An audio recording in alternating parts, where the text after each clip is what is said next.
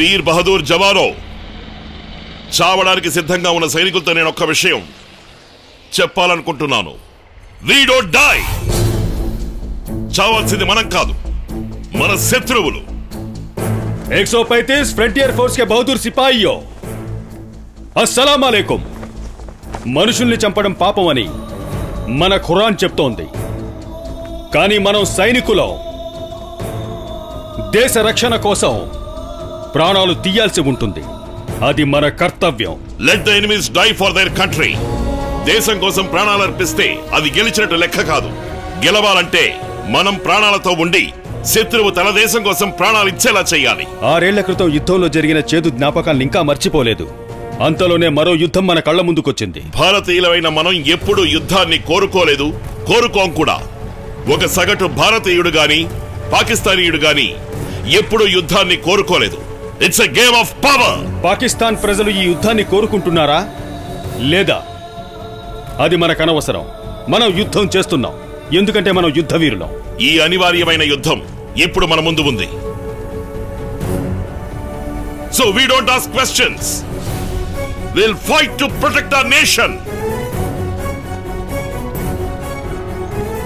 ఇప్పుడు మనతో number 6 Madras, 1 armed tank from Pune Horse, artillery battery of 40 medium regiment, a trolley of advanced Ropi, and penetrating force led by Captain Adi. We are strong. మనం యుద్ధం చేస్తాం మన దేశ రక్షణ కోసం. Are you ready? Yes sir. వీర సైనికులారా, వసంత బ్రిడ్జిని మనం కాపాడుకోవాలి. ఎందుకంటే మన విజయాన్ని నిర్దేశించేది అదే.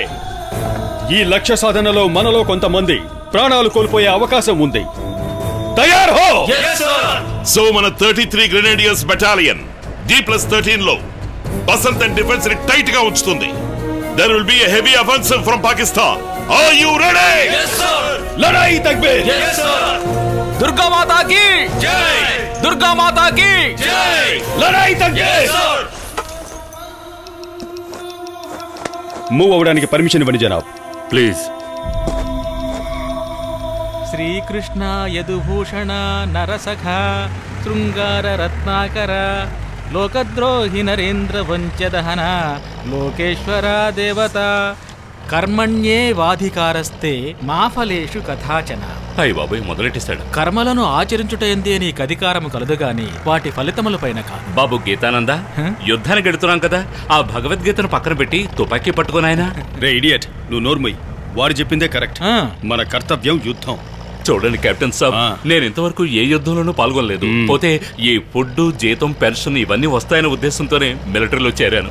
నిజానికి పస్తులకు భయపడే నేను ఇందులో చేరాను. కానీ కొద్ది రోజులుగా గుండెల్లో తోట దిగి చనిపోయినట్టుగా రాత్రులు కళ్ళు వస్తున్నాయి. ఏరా సుదర్శన్, నీకు భయంగా ఉంటే ఈ భగవద్గీత చదువుకో.